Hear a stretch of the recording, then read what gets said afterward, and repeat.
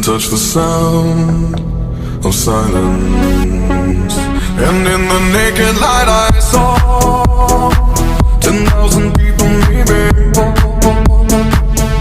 people talking without speaking, people hearing without listening, people writing songs that voices never share, and no one dared disturb the sound of silence.